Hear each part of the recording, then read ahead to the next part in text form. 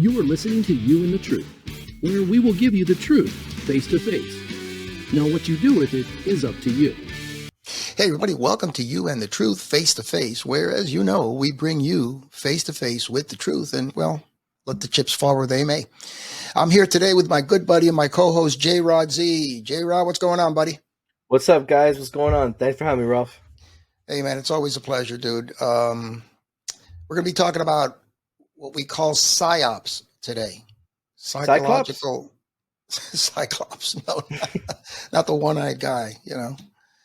Oh my! But I forgot. Before we get into this, make sure you hit the like button, subscribe, click on the bell, ring the bell, and do all that good stuff, so you can continue to get our episodes. And if you want to come on, there's right on the bottom of the screen is our email address, you@youthetruth.com. Send us an email, comments. We don't expect you to agree with us. Anything you want to say, hey, we're open to anything. But in the long run, the truth is going to come out, and that's all that we're about here.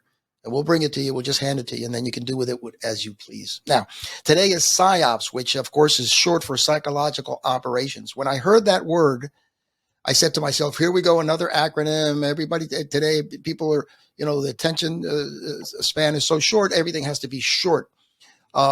Very interesting subject, Jason. School us. Tell us what this is all about. All right. So what does PsyOps stand for? So it stands for, like you said, psychological operations, which are a type of information or communication activities designed to influence the emotions, beliefs, attitudes, or behavior of a target audience.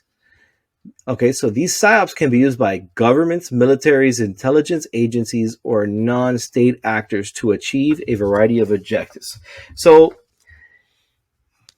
consider, I want somebody to do this. So like in martial arts, I'm a martial artist. So one of the things I call it the Jedi mind trick. Remember that from Star Wars, right? So Jedi mind trick. I want to punch you in the face, right? So you have a really good stance. You're closed up. How am I going to punch you in the face? I can't just come up and punch you in the face because you're just going to, cover it, right? But what would happen if I kicked you in the leg? And then I kicked you in the leg. And then I kicked you in the leg. And I did it a few times. Well, you're going to try to block that. So as soon as you try to block that, wham, here it comes, right? So that is essentially what a PsyOp is. I'm going to gain some sort of, or not me, but, these governments or militaries, even in some instances, religious factions, they can gain some sort of control over a group of people. And it's a psychological control. We want you to believe this. We want you to do this. So we're going to try these different methods. And you know what? It might not be effective in, capturing the whole group, but that's not their goal at all. Their goal is to capture a percentage of that group. So, you can look at things that happen in recent history. You can look at the January, where they didn't capture 90%, 60%. They didn't even capture 40% of Trump supporters. They captured a small, marginalized percentage that they were able to basically mobilize and get them to go there. And then when they got there, then it was a really, really powerful PsyOp where they had people around them and, they had people in the audience to get them to do what they wanted to do. This just took place in Brazil. It was very similar to what happened on January. We want you and your group to look rowdy, to look like criminals. And they achieve that, and you can apply this to other things that happen in recent history, which are so controversial we can't even mention. But things concerning, pathogenic infections and, treatments that can, stop those infections, if you know where I'm going.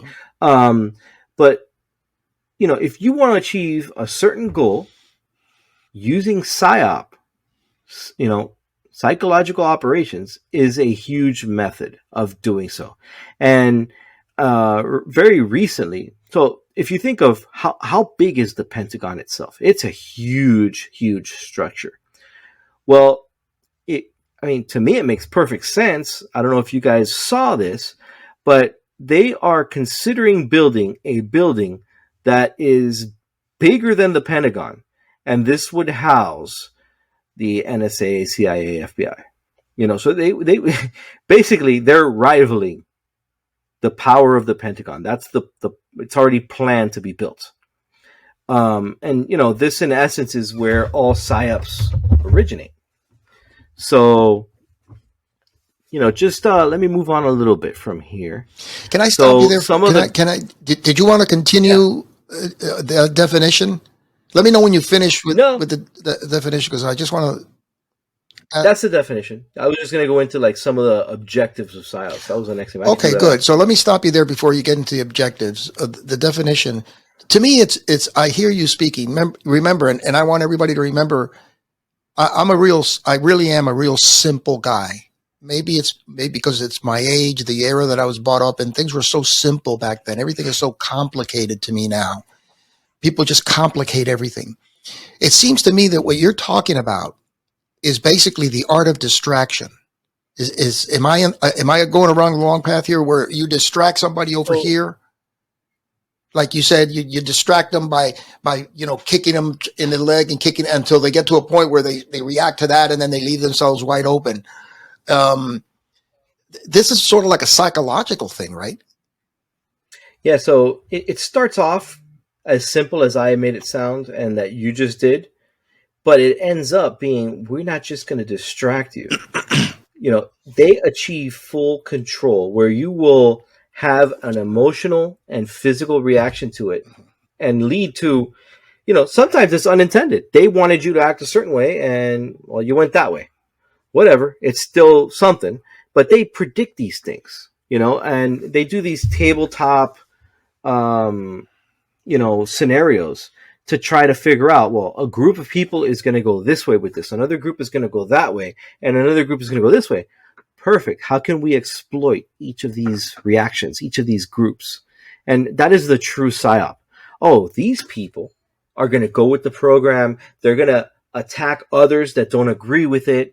They're going to, basically repeat our talking points, right? And if somebody goes against them, they're going to attack them. These people, they're going to react in a strange way, but they're still going to be marginalized, and we can use them by attacking them and saying, oh, you don't want to be like those people.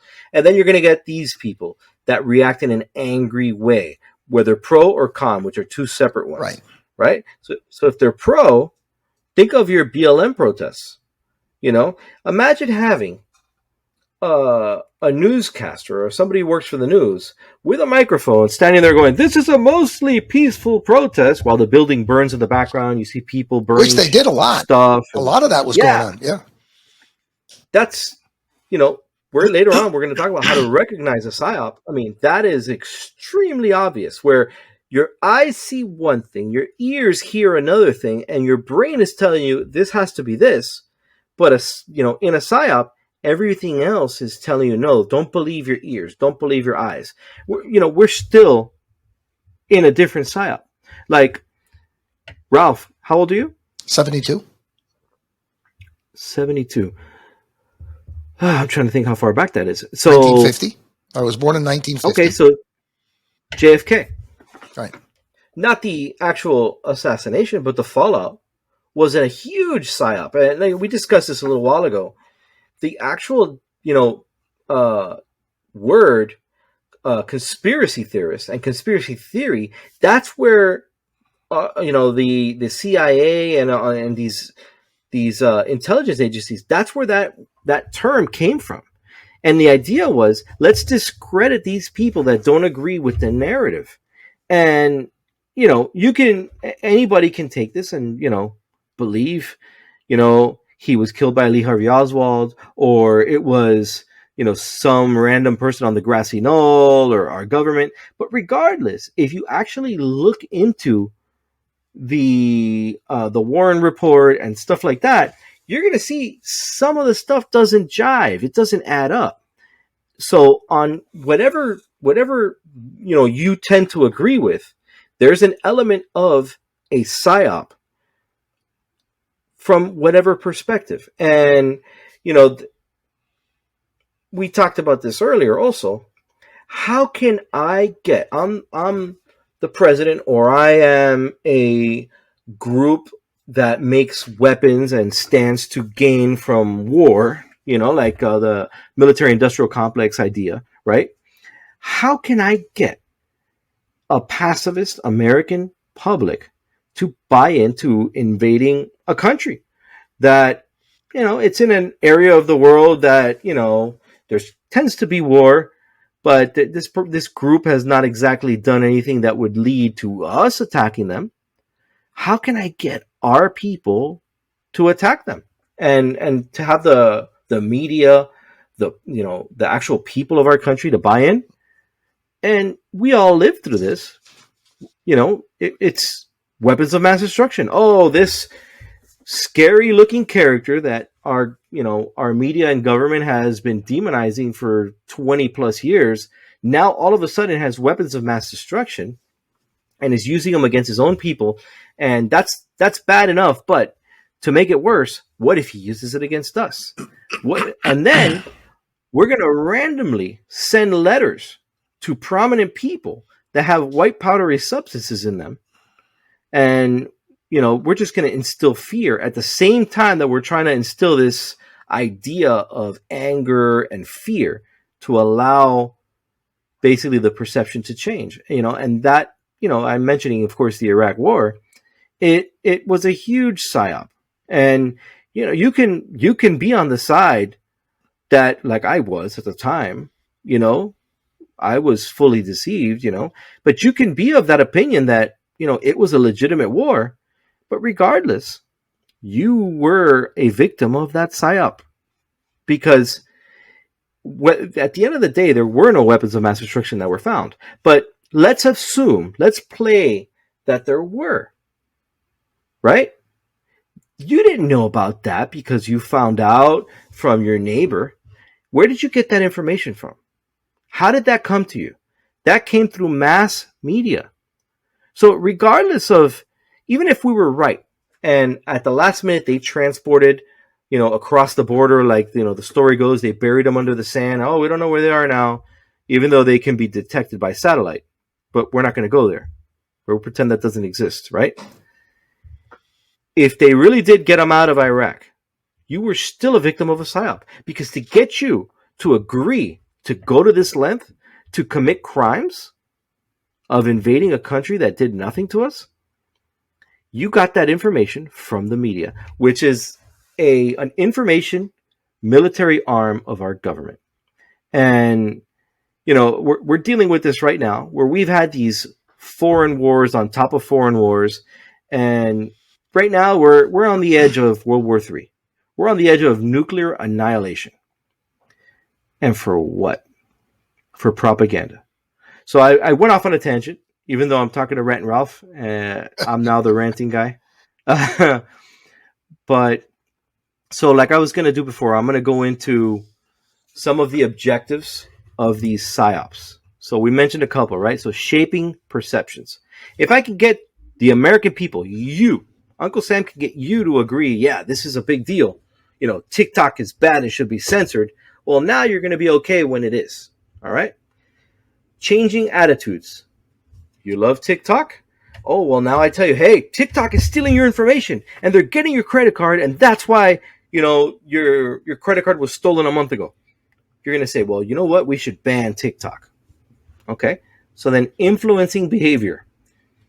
We're going to stick with TikTok, right? So if they demonize TikTok and TikTok is doing all these things to you, then you know what? I'm not going to use TikTok anymore. I'm deleting that app. My kids can't use it either.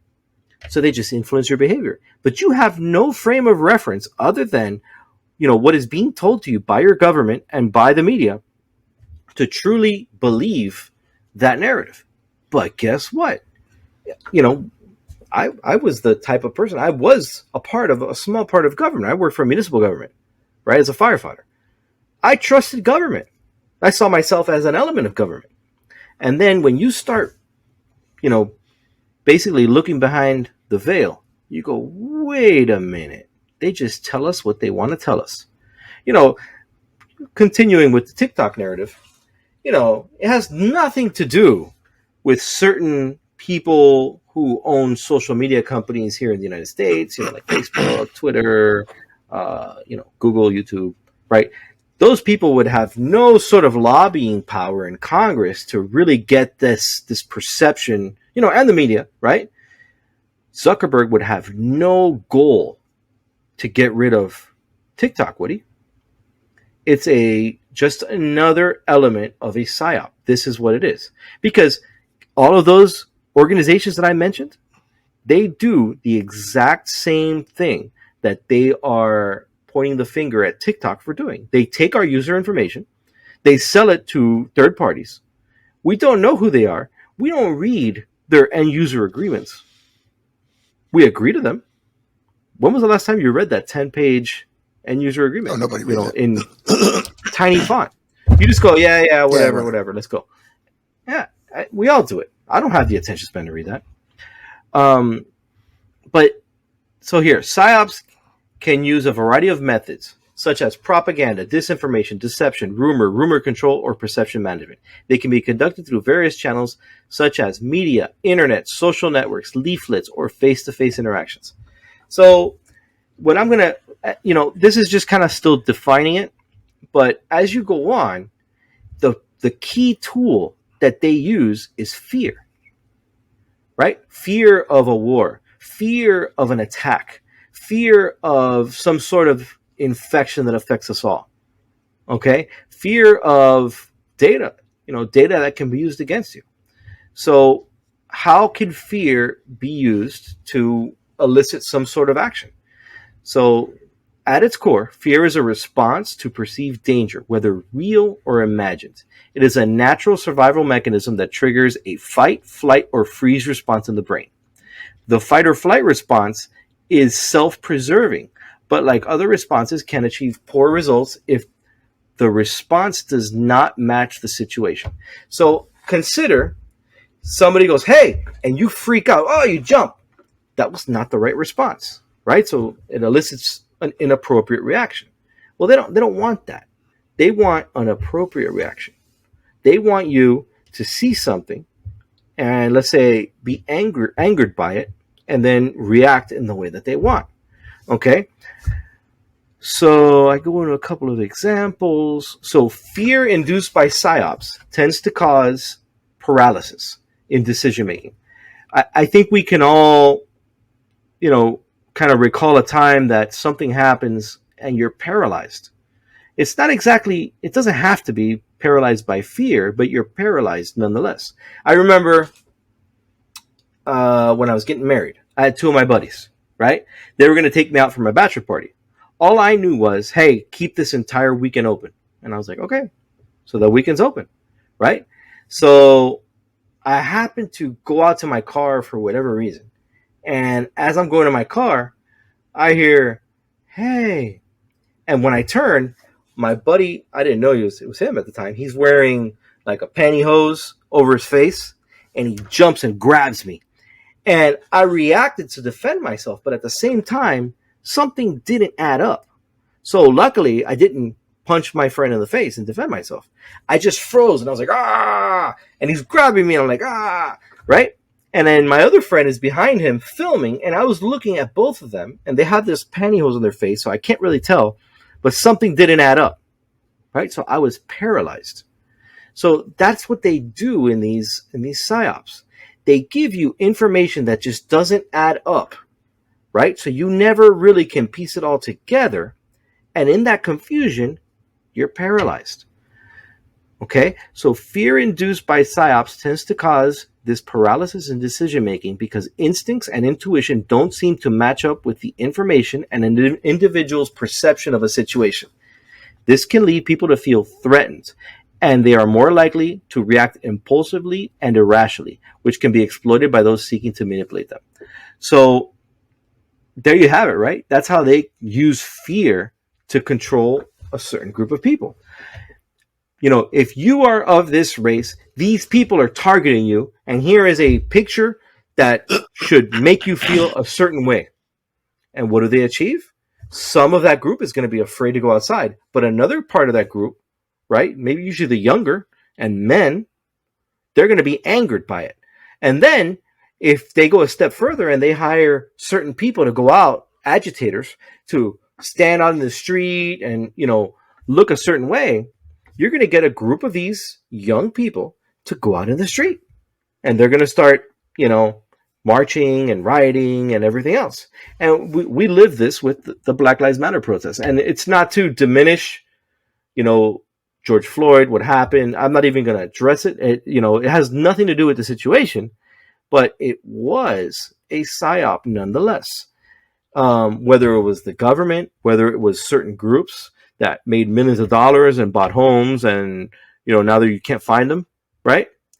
But at the end of the day, they targeted a group, they got a response, and that is the definition of a PsyOp. So in the realm of PsyOps, fear is often used as a means of creating a sense of urgency or crisis by amplifying the perceived danger of a particular issue or event. Individuals can be compelled to take action or support certain policies or actions. So I go into, for example, during wartime or declared emergencies, governments will often use fear tactics to galvanize support for the war effort. The Iraq War, right? We talked about this. To justify certain actions such as surveillance and or censorship. Patriot Act. We as Americans, because of fear, we gave up a lot of our anonymity and privacy. In the idea of, there might be terrorist actors among us. To the extent, and I'm going to, keep it simple here, but every phone call, every text message, every search, we think, Google might be getting it or TikTok's getting it. But did you know it was our own intelligence apparatus that has it all? They have it, and it's way worse than J. Edgar Hoover had it when he started the FBI, where he watched certain people because he thought, I can use this as leverage against them. Well, now they got leverage on the entirety of the American public. So tomorrow you decide, I'm going to run for this. Oh, so you are? Okay. Well, we're going to sell your information to the opposing party, if we don't agree with you, or to, other deep state actors, let's say. So that, maybe you're not going to be that successful. And they're going to put out some of your searches and some of the things you've talked about, right?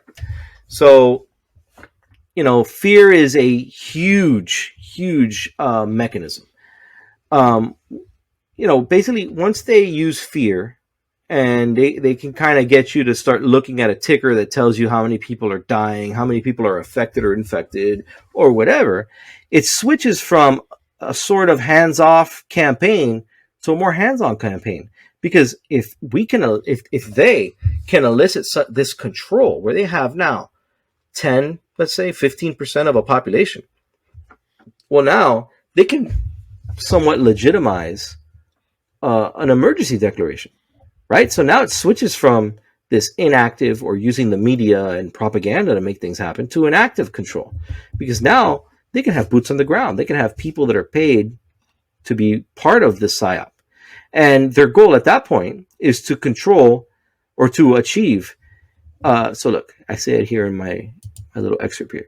To achieve this control to the extent to where citizens become agents of the government propaganda campaign employed by the PsyOp, citizens must buy into the message. Once the government achieves buy-in through fear and confusion, the people will regulate each other and the sources of information that are accepted or acceptable. And I put in parentheses there, CNN greater than Fox News. You could do the same thing. Fox News greater than OAN. Or Fox News greater than Newsmax, right? OAN and Newsmax were recently banned. And I think, actually, it was just announced Newsmax is going to be back on DirecTV. So that's something to think about. But this is what they do. Now, you shouldn't trust any information that this network tells you, this group of people tells you. We want you to trust this group. And if you're trusting this group, you're one of us. You're great. We love you, right? You trust that group, you're a conspiracy theorist. And they're essentially spitting on you through the TV, right? So basically, their goal is to get us to self-regulate, to weed out, let's say, 30% of the population that is, not buying in. But the ones that buy in, they know that a portion of them are going to buy in silently, the silent minority, let's say majority, and that is that idea. The other, buy-in group is going to be more active, and they're going to call out the other side, and they're going to regurgitate certain media narratives. And, we all went through this the last few years. I don't think I need to be that specific on the controversial topic, but they achieve the buy-in, and then now you have families arguing with each other. You have, friends. You have coworkers. You have workplaces that are basically just at odds with each other. And not only does it achieve a galvanizing of the people that do buy in, but it basically puts a flashlight pointing at the people that don't buy in, and they can be targeted again. So I don't know if you guys are realizing, but basically it's almost like once the PsyOp against a group of people starts, it never ends. It just evolves. Well, we start here.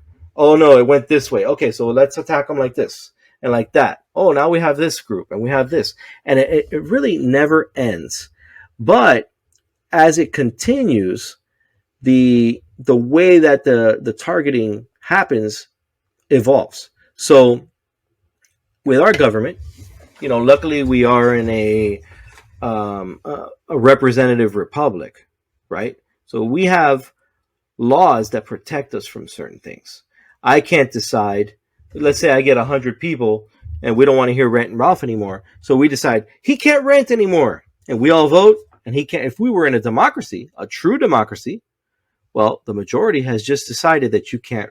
So Ralph, if you talk more than a minute and a half, bam, we silence your mic, right? That's a democracy. Well, in a republic, no, you have your amendments, right? You can talk as much as you want. If I don't like it, I can tune out, right? So that's the difference. Well, because of this, they can't exactly just silence people and go against your rights. They do, but eventually it gets overturned, right? So just like any good fascist government, you need public-private partnerships. So I can explain what that is, but I don't really think I need to, other than talking about the Twitter files, right? So basically, over what just occurred the last few years, you had the government directly reaching out to a private company, in this case Twitter, telling them, we need you to silence this guy, and this guy, because they said this and this and this, that's against the narrative. We want them blocked. Okay, they block them.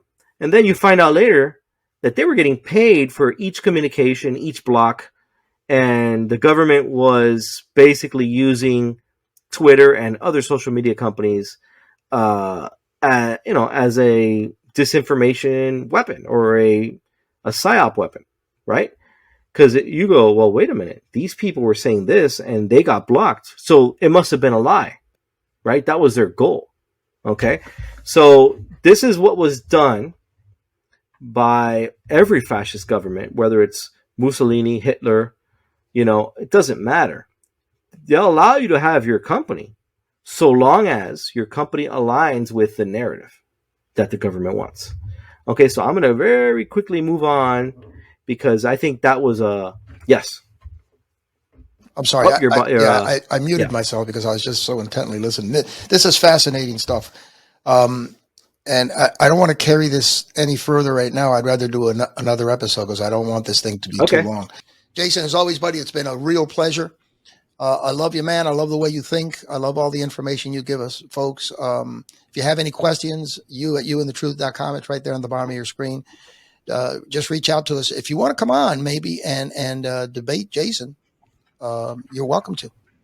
Just reach out to us and we'll set it up. And you don't have to agree with us.